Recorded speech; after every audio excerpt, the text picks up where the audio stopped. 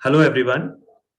Welcome to the SITSI India 2021 virtual conference. This is the 15th morning session, and I'm Ashwin, your moderator for the session. All videos will be available for later viewing on the channel and on YouTube. And thank you all for joining us. And thank you to all speakers here. Each presenter's pre-recorded talk will be streamed for 10 minutes. There will be 5 minutes of questions at the end of each presentation. Please ask your questions for the speakers on Slack in the thread that's assigned to them. So every presenter will have a separate thread. Our first speaker for the day is Shubham Dhanraj Chhapekar. So Shubham is a biologist at the Babasaheb Thackeray Gorewada International Zoological Park, Nagpur. He has previously conducted an outdoor education activity named Insect Walk to Know, Love and Conserve in citizen science to promote awareness about insects among citizens and to approach young minds and children. So Shubham's talk is titled Promoting Awareness of Insects Through Insect Walk to Know, Love and Conserve Among Citizens. And over to Shubham, and it's great that somebody is going to be speaking about insects.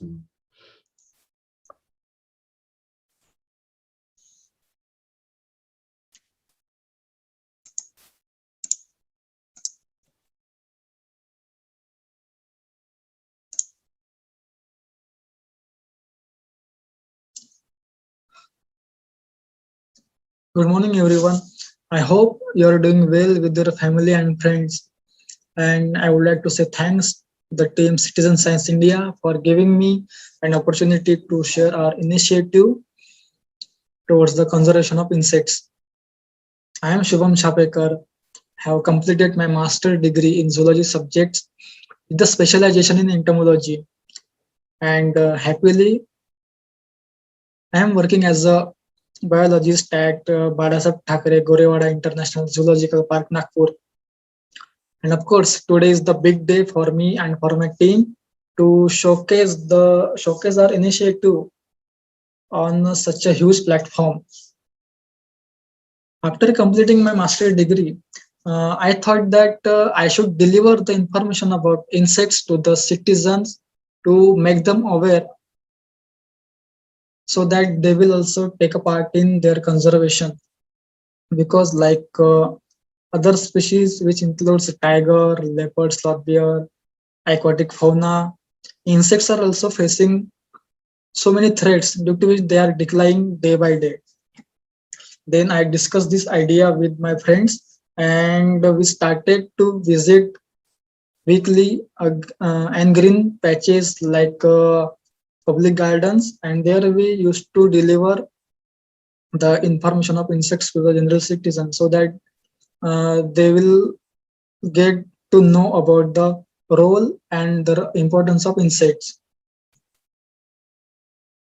We named this activity the insect walk to know, love and conserve, because we only want people to focus only on the insects, because we have attended bird watching, we have attended butterfly walk, we have attended butterfly count, but none of them includes the other species of insects. So we only want people to focus only on insects. So we named this activity the insect walk to know, love and conserve, because without knowing, no one will love the insects, and without love, no one will conserve the insects. So insect walk is an outdoor education activity which welcomes the nature lover, wildlife lover, students, researcher to know more closely the insects and their importance. There are lots of threats to the insects due to which they are declining in our daily life, and also the lack of awareness is also the major issue of their extinction. So there are so many problems behind this activity, and that are habitat destruction, inadequate scientific data, lack of interest, and therefore the lack of awareness. Because without the interest, no one will aware about the any species or anything, and also the lack of field work and the use of pesticides and chemicals in agricultural field is the major cause of the extinction of the insect species, because it not only kills the harmful insects but also it kills the beneficial ones. And when it comes to the discuss about the goals, the goal of this activity is to promote the awareness about the insects among the citizens, collecting data for the research purpose, enriching a young youth. Of course, the because I believe that today's young generation is very much active and will take part in their conservation and putting more educational value, creating a young active community. Because without the young active community, it would be not possible to take part in conservation of insects. To sensitize the people, we target some audience like school children, college students, wildlife enthusiasts, researchers, and forest department. And of course, to study the diversity of insects, we explore the urban green spaces, public gardens, agricultural landscapes, nature trails, and forest land. Because uh, exploring these areas and habitat, we will get to know the habits and habitats of insects and where we can see them and how they play the role in that place ecology. To know the diversity of insects, we explore the few spaces in and around Nagpur city that are Gorewada Nature Trail, Ambazari Biodiversity Park, Japanese Garden, Seminar Hills, and of course few colleges including Mota Science College and Institute of Science College. Why insect walk? Because it allows us to get close with nature and learn about insects, to know more about their importance, to know the threats and also ways to conservation and to spread awareness about wildlife. Because without spreading awareness, no one will get sensitized about them. This is the field scenario of insect walk. We gather at the some place of selected area. There we gather and discuss about the brief introduction of the insect walk, uh, how to observe insects and uh, which uh, which precautionary measure we have to take during the walk, because to avoid the unwanted happenings. During our insect walk, we not only deliver the information about insects, but also we allow students to explore that area so that they could get practical touch of that habitat, and they will also interpret by themselves about that habitat. These are the few glimpses of insects during the insect walk.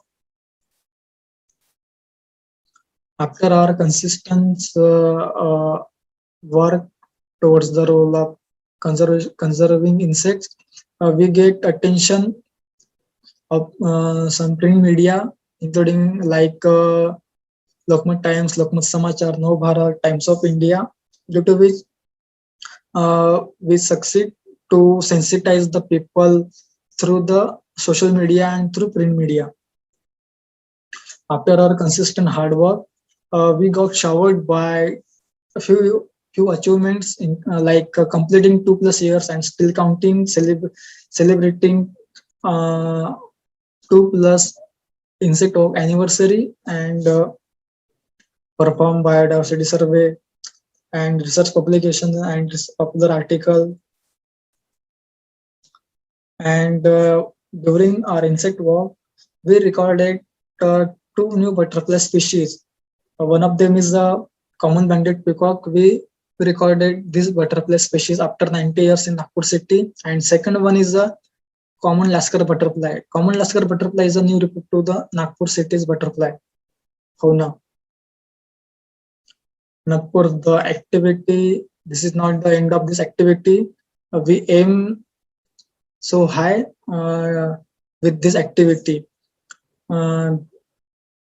With the future objective of this activity is the collaborating with the more colleges and schools for promoting about the insects, attracting and involving the more college students to take a research on insect diversity and to start the similar activity for the involvement of farmers and other stakeholders so that they will also get a touch of insects with due to which they will take a steps towards the minimal use of the insecticide and pesticides for their conservation.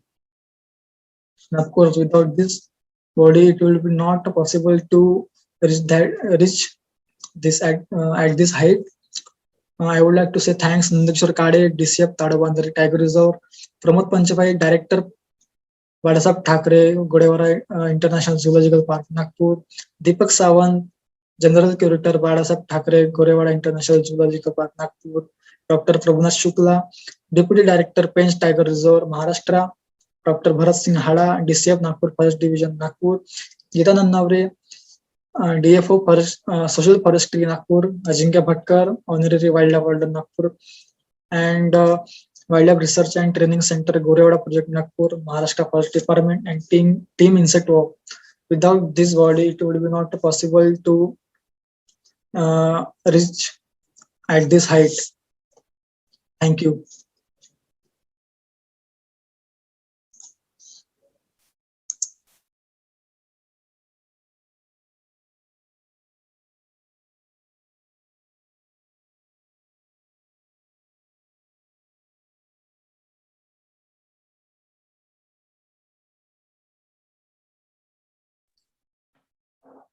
Thanks, Shubham, for a wonderful talk. Really you. nice to see how you've taken insects to the general public. Before we go to questions, I had a couple of questions. Okay. How many such walks did you conduct? About 40 to 50 walks from 2019. Okay, wow. We have conducted in and around Nagpur city. Okay. And with the colleges and general park and reserve forest area. Okay. And yes. Generally, how many people would attend your walks and what were their... Generally, near about 40 to 50, and sometimes as the way and seasonally it is also vary. As in monsoon, so there will be a minimum 10 to 15 people are used to come only. And sometimes I used to go alone in search of insects and to document them. Okay. Yes. And one last thing, would you document it on any citizen science platform also, or like iNaturalist? Actually, like I wasn't aware about that time, but as I have that data with me now, then I will definitely do it from now. Okay. Yes. So a question from Nishan Venugopal. Great work for insect awareness.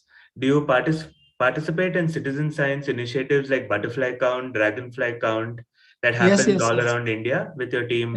Yes, last year we have celebrated the Butterfly Big Month in our Nagpur city, where we recorded 35 species of butterfly from Ambazari Biodiversity Park. Okay, and dragonfly as well? Yes, we also did that, and this year we also conducted the Spider Week in our Nagpur city, where we recorded 22 species of butterfly in 7 days. Wonderful. Sorry, 22 species of spider in Spider Week. Yes. So Sayee has to say, beautiful thought and execution, Shubham and team. Congratulations. Yes, thank you. So I have another question. Just is now you must have reached out, like you said, to 3,000 people directly. Yes. Is any of the people you've reached out to, are they conducting their own walks now? Are you seeing that? Yes. One of my junior has started the work in Sakoli, is in the Bhandara district village. So there he conducted the walks and other surveys he performs over there. So it's a kind of मतलब हिंदी मत चलेगा, मतलब ये हाँ, उसका फायदा बोलिए. हो रहा है, अभी इस वॉक का फायदा हो रहा है कि मतलब लोगों तक पहुंच पहुंच रहा है, हाँ, एंड लोगों को हाँ. भी अवेयरनेस हो रहा है कि इंसेक्ट्स भी इम्पोर्टेंट है जैसे कि other species. So it's a huge achievement for us that we are sensitizing to the people for the conservation of insects. Like we used to tell some facts about the insects to people, and they are like, wow, अभी तो हमें पता ही नहीं था. तो ऐसे भी हाँ, हमें हाँ. reactions मिल गए. So it's a kind of golden hour or achievement we can say. Okay, Because excellent. we started this activity as in a random purpose, like we just gather at one place and just thought that we should deliver. Like चलो हम information देते हैं क्योंकि हमें भी थोड़ा wilderness का शौक था, मतलब घूमने का. सो उसी बहाने हम लोगों को भी अवेयर करें, क्योंकि तो गार्डन्स में जाते हैं सो वो लोग कुछ देखते नहीं. लाइक वो वॉक करते हैं तो उनके पैरों के नीचे इंसेक्ट्स आते हैं, एंड्स भी आते हैं मानसून के टाइम पे. Like we counted more than 30 individuals of millipedes in one garden place. Okay, So that hit okay. us hard. So and we thought to conduct this activity to aware them and sensitive to make them aware about this activity. Okay, That is why. excellent. Yes. And do you plan to keep this as a long-term activity now? Yes. Okay. And we also thought to thought to conduct this activity with for the people who cannot hear and cannot see, so that we could give we want to give them a touch of nature, that Okay. जो मतलब सुन नहीं पाते, देख नहीं पाते, उनको मतलब nature का टच नहीं मिल पाता, like they sit in one place. So we thought to conduct this activity for them also, and we'll definitely do this activity. Oh, fantastic idea. And Thank Preeta says, wonderful work, Shubham. Do participate in National Moth Week from next year. So Yes, everybody we wants also you to participated participate in. in. Yes, we also participated in National Moth Week last, and I live in Kotter in forest, the Goravada Reserve Forest. So I documented more than 100 species of moth in my room only. Like my Kotter is surrounded by forest now, so there used to come so many species of moths every day, and I Okay. documented near about 115 species of moths. Okay. Yes. So thanks, Shubham. So we'll look forward to hearing more from you over the years and in the near future. Yes, And yes, yes. please let all of us know when you're conducting any activities, or if there's any article, anything that's published from it. Let us. Sure. Yeah. Yes. Okay. Thank you. Yeah. So on to the next speaker. The next speaker is Sayee Girdhari. And Sayee is a project coordinator at the SeasonWatch program at NCF. You just heard, I suppose most of you heard about SeasonWatch's work. She was previously involved with Marine Life of Mumbai, which introduced her to citizen science as a concept. Through this conference, Sayee wants to learn more about outreach methods that various citizen science projects use, and the importance of citizen science projects for the future of India and the world. So Sayee will now talk to you about being social for citizen science.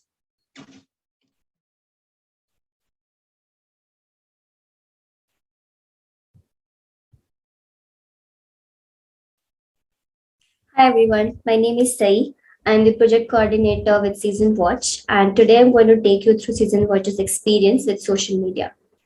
SeasonWatch is the citizen science project which was started back in 2010 by three organizations, NCF, Wipro Foundation, and NCBS.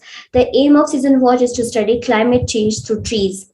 So we're basically observing trees to see if climate change has affected the timings where trees produce their flowers, fruits, grow new leaves, and shed their old leaves. And observations of these seasonal trees is being carried out by our citizen scientists. We work with partners in different parts of the country. We work with Matrubhumi Seed in Kerala, State Council for Scientific Technology and Environment in Meghalaya, Foundation for Ecological Security in Madhya Pradesh and Andhra Pradesh, and Keystone Foundation in Tamil Nadu. These partners reach out to the schools in these states, and the teachers and students of these schools make these observations on trees. So far, we've collected 4,83,937 observations from schools as well as by different individuals, but we obviously want more observations. That is why we're using social media, where we can meet enthusiasts like naturalists, tree lovers, photographers, etc., and we can persuade them to season watch for us. Most people these days use social media, so it's a really good platform to reach a large number of people. People who use social media, who are present there, are accessible and approachable. Like it's a norm, and it's very normal to message anybody, that even if you don't know them. If somebody takes up your idea, likes them, it's very possible that they will spread the word and their audience will come to know about your project, even if you are directly not reaching them. So that's how social media, helps spread the word very quickly. It's easy to find like-minded people and also organizations who are on social media to showcase their work. So if two of you click, then it's possible to form collaborations and work together. Especially, social media has been very beneficial during the lockdown, because it's possible to stay safely inside your house and still reach a large number of people through your social media handles. Season Watch exists on social media to introduce the project to different people, to get interested people to contribute to the project, to observe trees around them. And even if they don't want to add observations, we still want them to like the trees and observe them. So we are also there to spread tree positivity. Season Watch uses Facebook, Instagram, Twitter, WhatsApp, and YouTube. We share similar content on Facebook, Instagram, and Twitter, which is infographics, information on trees in a fun, interactive way. We use WhatsApp to connect with our teachers and students, and also to exchange ideas as to how to get people, students mainly, interested in observing trees. Our YouTube channel is mainly for our tutorials, short videos on how to add observations, how to observe trees, and make notes on our app and our website. We also conducted some webinars last year, and if you would like to go through them, our YouTube channel is where to find them. On Instagram, I'll just elaborate what we do. So we share posts on international days connected to nature and environment. For example, our post on Environmental Day was quite a hit. We had shared a list of native trees which are useful when rehabilitating a habitat, an area. Then we also have a series called Cities and Trees, where we talk of 10 trees which are found commonly in cities like Bangalore, Mumbai, Delhi, and Kolkata. Uh, then we also share interactive quizzes in our stories. We started with taking photographs of birds and asking people to identify not the bird, but the tree that the bird is perched on. And it was quite popular with people. Next, we went on to using actual tree photographs to help people identify trees. And this was so successful that people actually told us that they wait for our quiz every Friday. On Facebook, the salient feature is teachers like Prabhakaran sir and other season watchers. They share their tree observations, their photographs on our feed. But Facebook's drawback is its organic reach is quite low. So you have to make paid promotions for your post to reach a lot of people. That is thankfully not the case on Twitter, where you tweet and retweet using hashtags and it reaches a lot of people, as you can see in the impressions here. There are multiple pros to using social media. Like we already saw some of them when we discussed why social media. So pros include easier outreach. You just have to create content, post it online, and it reaches a lot of people and it gets a lot of attention. We can get regular updates from people who are connected with us. We can help them identify trees. We can just have a small chat with them. We can get insights and feedbacks on how we are doing. And we also help resolve any technical issues or tree identification issues, if any. It's easy to find interested crowd, as we've already elaborated, and to form collaborations with organizations that would be interested to take our work in their niche. While there are pros, there are also cons. The time. required to create content, post it online, to respond to the DMs, that is direct messages, and the comments is very, very hectic. So that is one major con of being present on social media. Secondly, each handle has its own strategy, each platform has its own strategy to showcase the content. For example, what works on Facebook doesn't work on Twitter. You have to use very strategic trending hashtags on Twitter, and only then your tweet will reach a lot of people. There are algorithms which limits the post reach, and you have to steer around them to get audience. Excuse me. And lastly, just because your page is doing really well in terms of followers doesn't mean you are getting contributors for the project.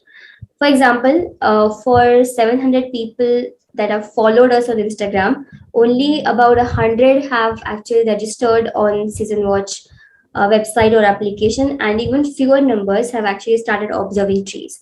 So just using social media is not enough. You have to keep promoting it, and you have to keep encouraging people and checking on them if they're actually season watching.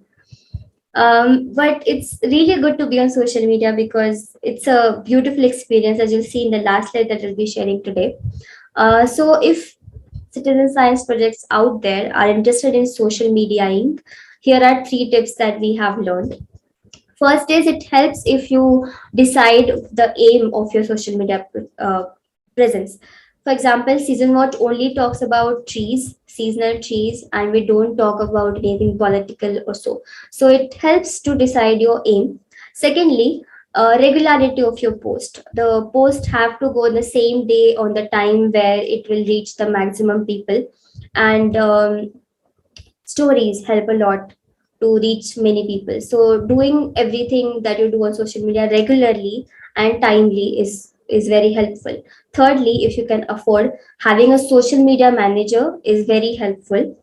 The person should be in sync with the purpose of your project. And also, for example, if I'm social media manager for Season Watch and I love talking about trees, so it's very beneficial when I talk to trees. Like, the passion that I have for trees gets, it's people catch it, and then it has been helpful so far. And the person also should know strategic use of social media. They should be able to know, they should be able to find out what works for which platform. So that's it. Thank you for listening to me. If you have any questions, please ask them now, or you can also get in touch with us on different social media platforms. And lastly, the slide that I promised, where people say nice things about Season Watch. Thank you.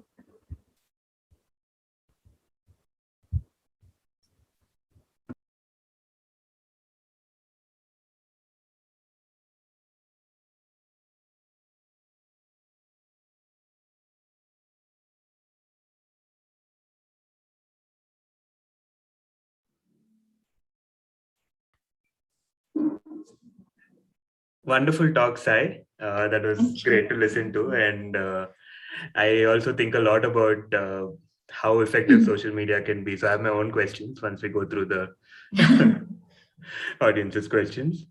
From Nishan, well-made social media management presentation.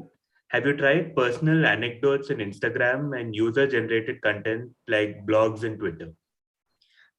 So we do use a lot of content that other people share and tag us in. Most of our content is what people share and they tag Season Watch. So then we reshare it, repost it, and so on. But like I talked, we haven't tried any blogs so far. We recently published an article written by Krishna. We'll be listening about it tomorrow. And that is all about it. We also share our newsletter information on our social media. And because Nishant has a lot of experience with blogging and writing beautiful content about, I really hope he starts observing trees and writing about trees so that we can share it on our social media. Okay, you did mention that each social media platform has its own way of working, but do these social media platforms also have their different audiences? I mean, are you reaching different people through Facebook and through Twitter and through Instagram? And which, as citizen scientists, where should we focus based on the audience rather than how the platform works? Right. So we try to keep it balanced on all three platforms. I mean, we share the same information. So even if you're connected with us anywhere, you would get to know everything that we are posting. So it's up to you where you want to connect with us on. But I would say the audience doesn't overlap between the three platforms. Each has its own share of audience. For example, we connect with more women through Instagram than we do through Facebook, and we connect with more men through Facebook than we do with women. So that is just one observation that I've made recently. And like I said before, there is each one has its own separate audience and it doesn't much overlap. Okay. From Abhishek Jamlabad, insightful talk, Sai. I agree from experience about followers not converting to contributors, but just wondering if that is fine in a way rather than being a major con, because it certainly does the big job of getting people interested in the topic, which may lead them to contribute in other ways rather than submitting observations. So is there a way to track that? That is one.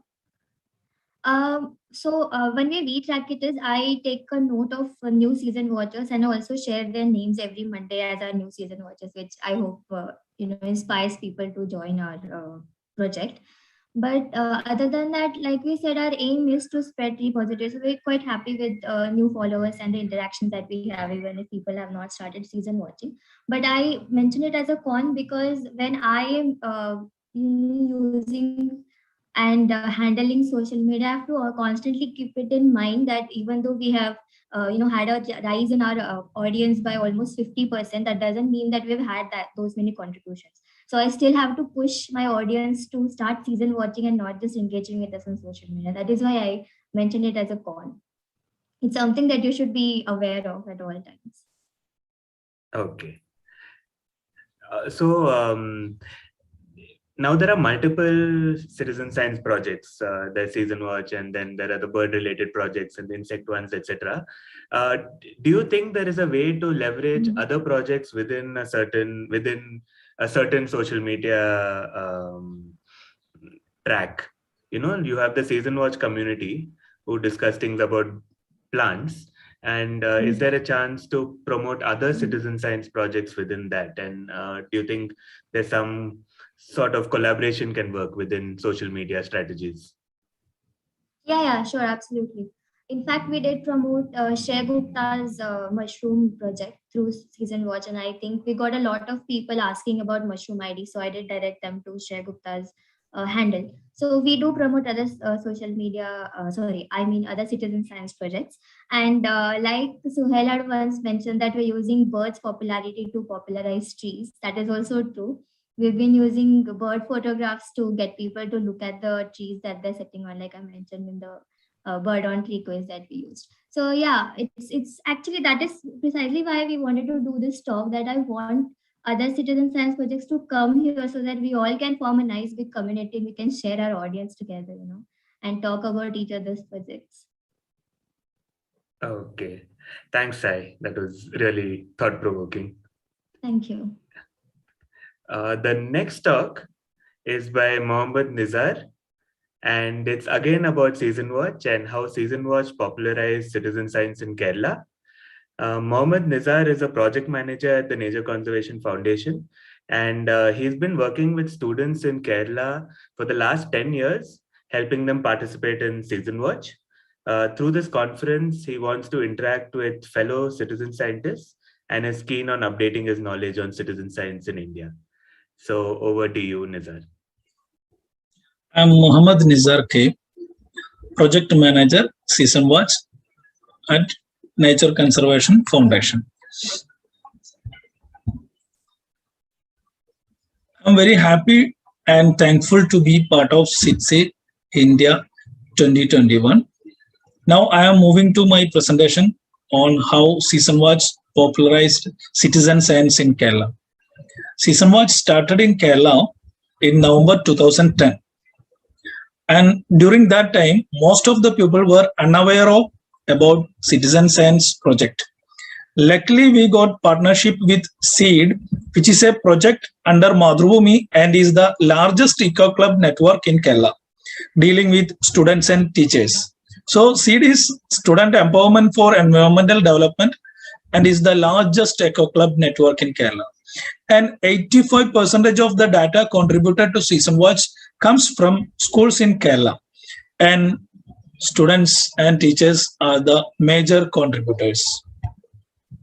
And 2010 onwards, we conducted workshops for teachers and students. Our target,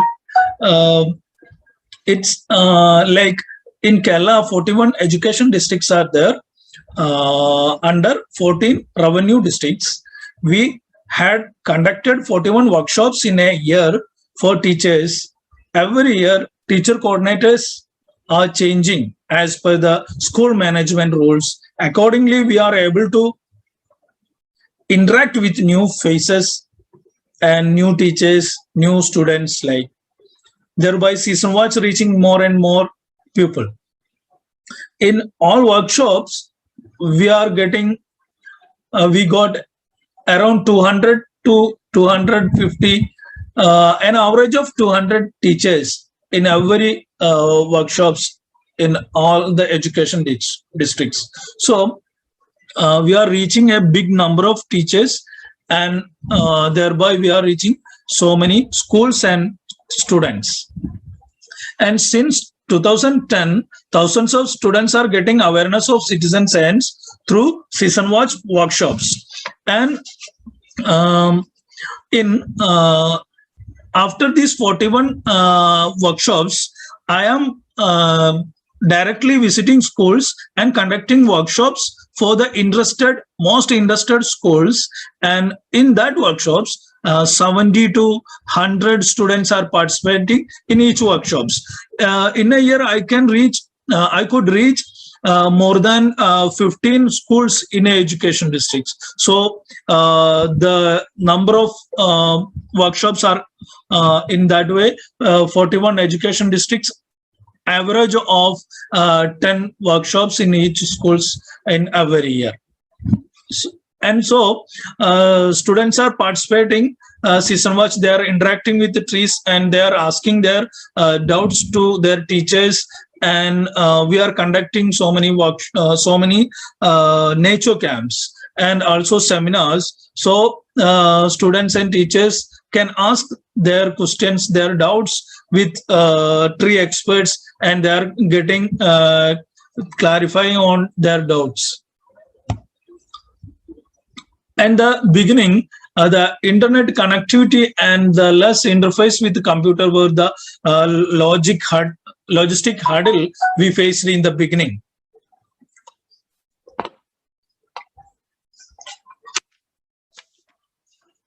And in the first picture, first picture was drawn by a season watcher, where we can see students are getting closer to the trees. And the second picture is season watch, that observation made by the students.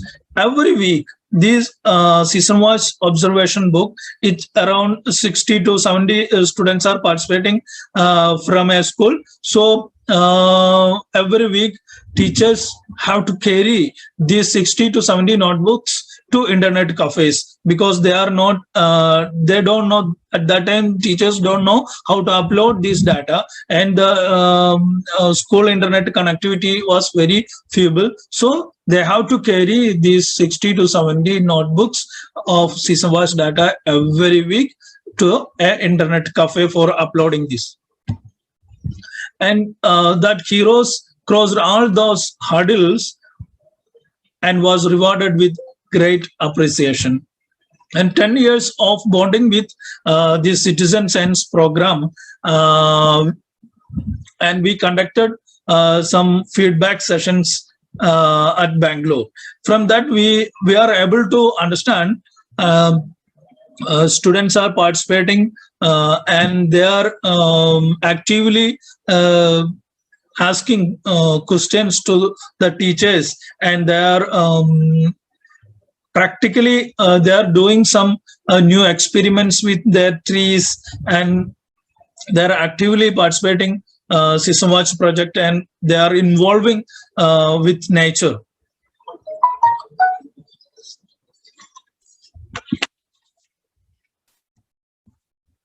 And also we conducted seminars in Kerala with teachers, students, and Madhurumi media professionals for sharing their passion for trees and interacting stories of trees after they started SeasonWatch.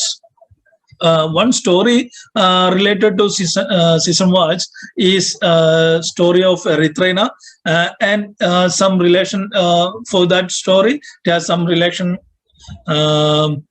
Some public involvement happened in SeasonWatch project. Erythrina indica was very common in Kerala as a fencing tree.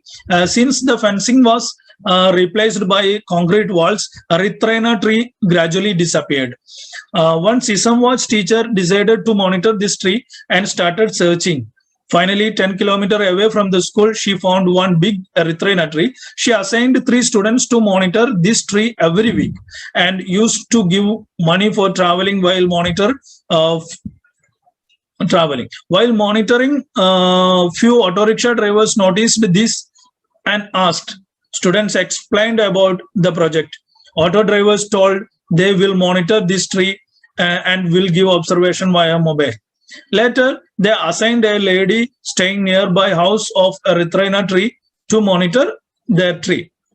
This continued for years, but unfortunately, the tree and the lady was taken away by the flood and landslide in 2018. And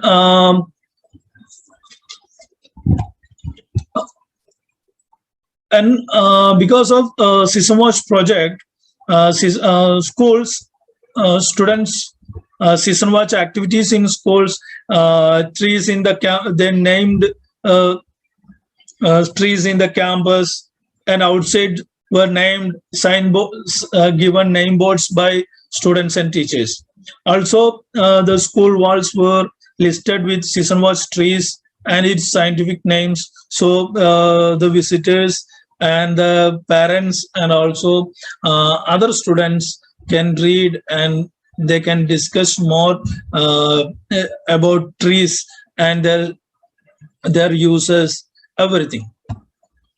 And SeasonWatch well discussed in public domains in Kerala because of Madhurumi seed and some officials also visiting in SeasonWatch seminars, and government officials were visiting SeasonWatch seminars, and they are also interacting with students. Kerala continues to be a unique contributor with students and teachers actively contributing data even during the ongoing pandemic and making friends with trees.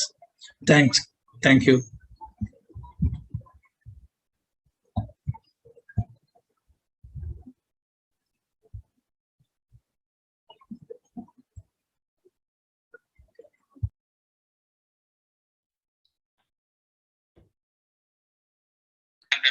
And making friends with trees. Thanks. Thanks, Nizar. Really nice talk, and great to see how effective all your engagement in Kerala has been. And I wish that other states can replicate this model. Yeah, sure. Yeah. So, can you take us through some of the challenges that you may have faced during this process? I know that it cannot have been smooth throughout. So were there anything that others can learn from if they want to replicate this model in schools? Yeah, first of all, we have to find a enthusiastic teacher in that school. For that, any method you can use is, if it is some nature clubs are there in the same school, we can ask the same teacher to do SeasonWatch or any other citizen science projects. And most of the citizen science project related to data collection and uploading, no? So they need some good interface with computer or internet like that. So because of pandemic, some teachers are compelled to study these platforms. So I think after the 1 year of 2019, we got some good data from Kerala. Students also studied how to upload, how to use WhatsApp, and how to use the platforms. So I think the coming years we have to conduct more workshops via this platform. So we will get good data from students and teachers. Yeah. That's interesting. So would you say that use of SeasonWatch or use of online platforms has actually increased during the pandemic period? Sure. It has. Yeah, after 6 months, there was some delay, but teachers overcome all those hurdles. Then after that, it was some easy to get data. Yeah. Okay. But the issue is that most of the teachers are tied up with online classes.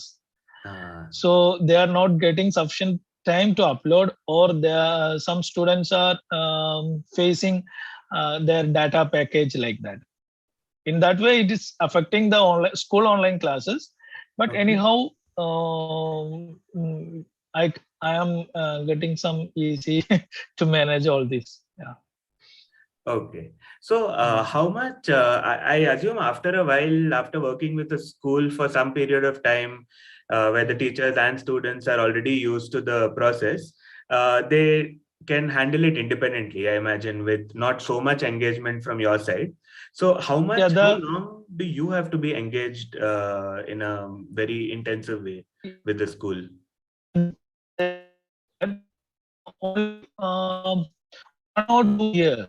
The seed club coordinator or the nature club coordinator will be on that post. The management may change the teacher coordinator every year in some schools. Only few schools, the same teacher maintaining the same post for the last 10 years like that. Only less than say 10 or 15 like that. Only that much. Okay. Yeah, that's the problem. And the students, we are mainly dealing with upper primary and high school students.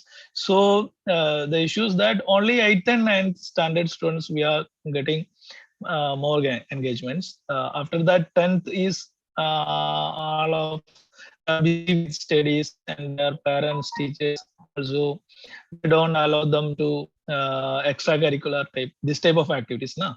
So Right. they don't allow them to use mobiles that much level like that. Yeah. Okay. So I think my engagement is somewhat like WhatsApp, and WhatsApp is helping much in the present pandemic time. Also phone calls, we have to follow up them and sending messages, WhatsApp messages, and happy season watching like that. Okay. It's like relationship is the best mode of action. Yeah. I see. And we are discussing the local issues in the tree issues, and also some other nature oriented issues in the areas of the teacher coordinator. And Madhrumi seed platform giving us a best platform for this. Yeah. Okay. Yeah, thank you so much, Nizar. That was really wonderful to hear. Yeah. So I'll go to the next talk. So that is by Ramnarayan K, and he will be talking about community science and the biodiversity picture, connecting people and adding resolution. So Ramnarayan is a founder at the India's Nature and Biodiversity Community Science Initiative. As part of his citizen science engagement, he has been monitoring and training rural people in biodiversity documentation and biodiversity leadership. He has also coordinated citizen science events through local programs and through tools like eBird and iNaturalist. So over to Ram. Hello friends, welcome to the last session before lunch. I'm grateful to the organizers for providing this opportunity and space. During the presentation, I would like to speak about where citizen science data is coming from, who are contributing and who are not, more importantly, and what is missing from this picture. Please spend a few seconds seeing the big picture. What exactly are they looking at? Over the next few slides, I will try and provide an idea of where citizen science activity is happening and a brief context to some of the apps and portals being used. In terms of regular participation, eBird is probably the biggest global citizen science platform. It certainly is the biggest in India. As per GBIF, the bulk of their data is from eBird. The question is, why are birds the single most observed taxa? Obviously, they are beautiful, dynamic, somewhat easily observable, and be found in every kind of habitat. It also helps that research shows that of all nature watching activities, birding shows the greatest link to an increase in well-being. Birds seem to have found favor with every niche nature demographic group. Researchers, professional guides, nature photographers, tourists, tourism service providers, schools and nature clubs. It seems to be the go-to activity to initiate people in nature watching. But behind all this is a behemoth of supportive activity. Even across the gamut of the tree of life, this is singly the most supported taxa. Entire organizations spend all their time promoting birding. There are globally and nationally organized events. Basic natural history literature is available in a range of Indian languages. There are tens of birding apps available, including AI-based visual and call ID tools. In the Great Backyard Bird Count of 2021, Indian observers documented 965 species out of a total India count of 1,357. That is 71% over just 4 days. One more indication of how important birding is that in this workshop itself, nearly a third of the sessions, 16 of 50, are bird related. Yet, despite all this, the activity map shows a concentration only in certain areas across India. By sheer number of users, iNaturalist is globally the biggest platform and the second biggest in India, while India Biodiversity Portal or IBP is the biggest India-only platform. Here too the maps show activity hotspots that are similar to that in eBird. It is instructive to go over where the data is coming from. Compared here are the three portals. The top 5 and the bottom 5 states or union territories are pretty much consistently the same. These are what we believe to be the core reasons. Presence of institutions of higher learning or serious non-profits, many focused on nature and nature conservation and nature sciences. Nature tourism is high. There are attractive protected areas in these states. These states also show a trend to a lot of outdoor activity. There is a higher standard of both basic and higher education, and there's a consistent history of citizens' involvement in conservation. Over the next few slides, we will ask some questions and see some of the possible answers. Who is driving citizen science? This is a vexing question. Who exactly are the observers? Rather, more importantly, who are not? It's quite hard to pin down who is a rural observer. It needs looking into the profiles of each observer among thousands. But a gross look shows that most of the observations are in a rural area, while the observers by and large are non-rural. However, we looked at one demographic whose representation is easier to observe. Women. This is what we found about the presence of women across the three platforms. There are very few in the top 20 and an average of less than a sixth in the top 100. The top women on eBird are mostly professional bird watchers, guides or photographers. Women on IBP are mostly students of biology. The possibility is that it is a departmental requirement.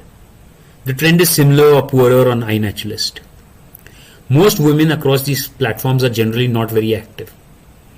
But among these few, where are the rural women?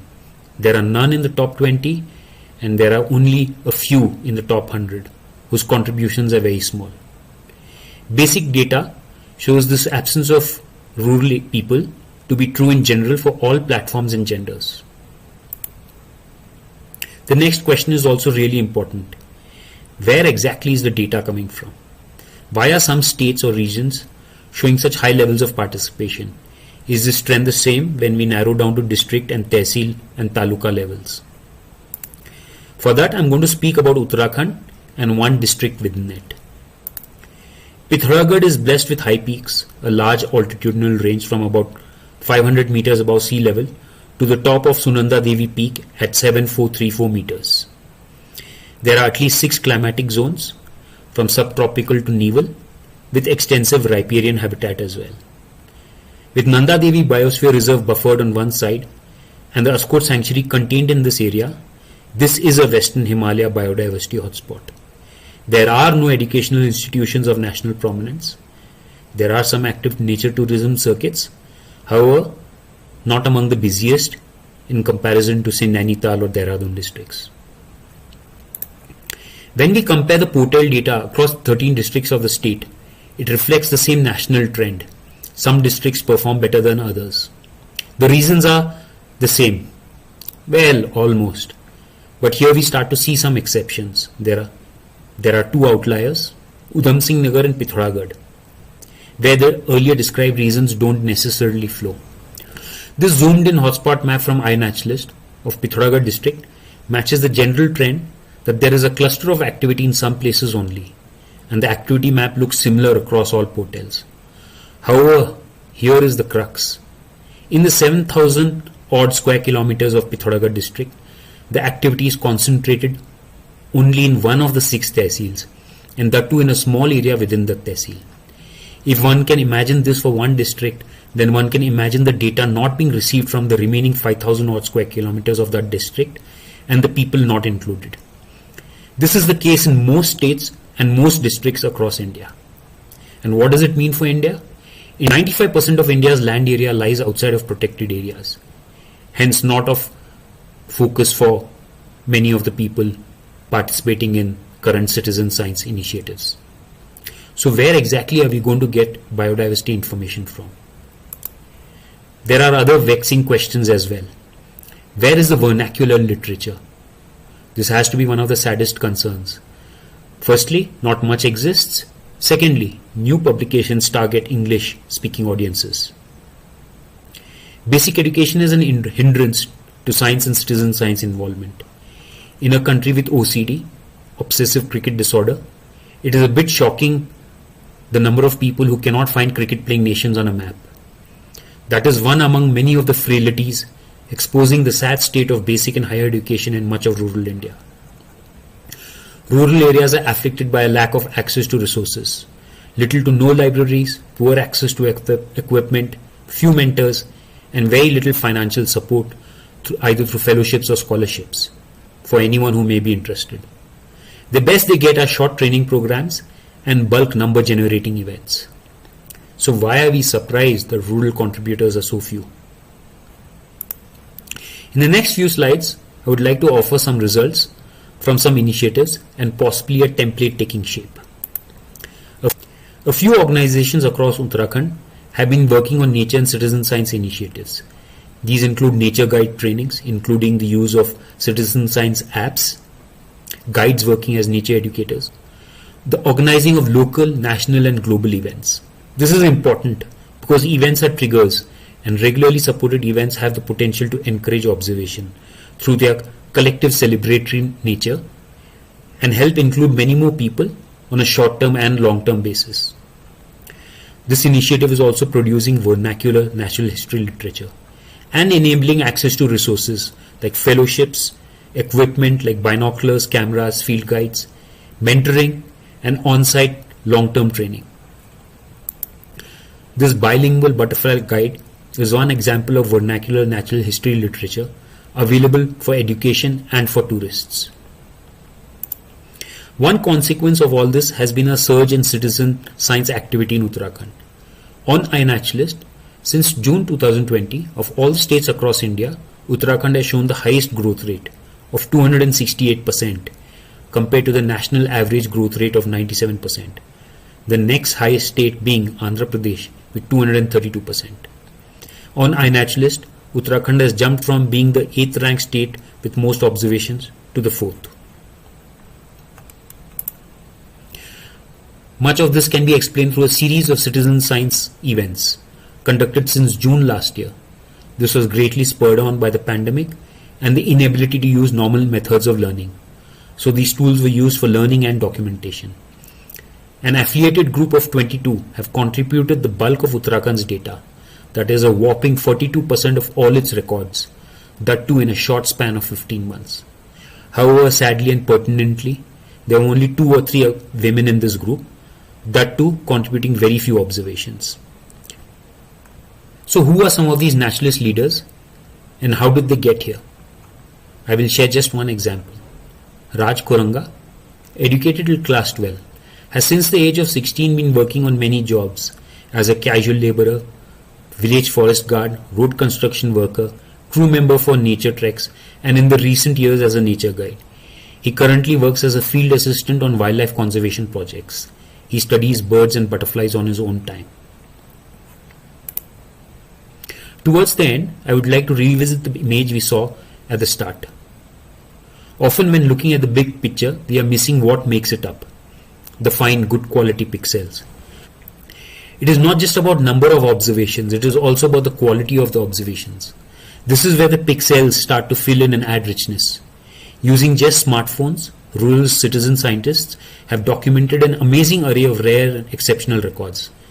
These rural observers are able to see things that even serious researchers have missed. Some organisms have not been seen since the British collection days. With that, I end this presentation. I look forward to your queries and the discussion to follow. Thank you for sharing your time.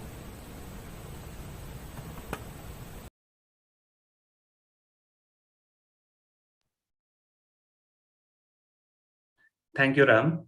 It was great to hear about the work of your team there. Organisms have not been seen since the British collection. Hi. Hi. Yeah. So I'll go straight to questions. Yes. One from Prabhakar. Nice summing up. You had a post in Slack yesterday regarding a strong orientation of research in citizen science. Any suggestions on how we can be more inclusive? Yes. I feel that there needs to be a lot more involvement of rural people in the research projects itself. Currently, what I see is that researchers come in and they hire people as field assistants on a short-term or a medium-term basis. And once their research projects are over, these people either go on to become research assistants for other projects or they go on to do something else. There is no long-term support for them. And there's no, not much that I've heard of where we are investing in them as individuals who can do something on their own strength without, say, the support of a researcher coming in. So that's where I think that we need to invest a little bit more. And again, I say that, financially and resource-wise, there's a lot of, there is not much that is flowing to remote rural areas. So if we do that, if we have a network of people supporting others, mentoring them, then I think we can have a lot more people joining in. And they themselves will then become leaders within their community and encourage others to follow them, even if they do weekly or monthly walks in their village or in their areas, or work with local schools who don't have institutional support, then I think we might be able to include a lot more people. Okay, thanks, Ram. Question from Nishan. Interesting perspective and thanks for sharing the importance of vernacular language. Do you think social media awareness is restricted to urban populations? No, there is. If you look at the usage of mobile phones in rural areas, I think it is one of the greatest tools that is equalizing opportunities. Unfortunately, a lot of the communication on social media is not geared towards rural audiences. It's basically political or it's very localized. So if you look at normal social media channels, it's all in English or using English-based communication. So we need to actually also invest in local vernacular social media outputs. But definitely there is a lot of scope there because people are online on Facebook, WhatsApp, Instagram, and we have a potential to reach them. Right. Just as an add-on, do you also do any kind of social media engagement in your region as part of your work? Very truthfully, it's very hard. If we go back to Sayee's presentation earlier, and she talked about having a full-time person, one is with in the last few months we've had very poor network connectivity because of the monsoons, but it's actually a full-time job. You need somebody, like she said, who's invested in the issue as well and is comfortable with multiple social media channels. We did try and start an Instagram and Twitter feed, but we basically couldn't cope with the volume of information we were getting, and how we could start putting it out for more audiences. And very truthfully, we really couldn't we couldn't even do we were restricted only to English. We couldn't even get to Hindi to try and promote more. So it is a hard thing, but definitely something that we need to look at. Okay. Question from Madhura. Superb work. What can we do for including vernacular names which can help expand the reach? This is interesting. Of all the tools that I've seen, iNaturalist has a very unique feature probably where you can actually feed in the local name in the local language. So when people search for it within their region, the local name will actually show up. So it has an option to show the local names in the local language, in the local script. So that I think is one start. The second is, I think there are very few states which have actually translated apps. I think eBird is probably the only app that's been translated into an Indian language in, I think, Kerala. We need to do more about that. We have the facility, we have the opportunity to actually translate the app itself into multiple languages. So if a group of people from each language zone can get together and start translating these apps, that I think it will be a big step in getting people on board. And even if we have many numbers contributing a little bit of data and a few who are exceptional, we would have made a start. Okay. Thanks, Ram. So we are out of time now. I strongly encourage the audience to continue these discussions with the presenters on Slack. All the threads are still active and will continue to be active for the next few days. So please continue to discuss with them. We will now break for lunch, I suppose. And we'll be back at 12:30 for poster sessions. And these posters will be uploaded on the Day 3 posters channel. Check the announcements channel for more updates. And the posters are going to be wonderful. So everyone, please check them out at 12:30. And see you after.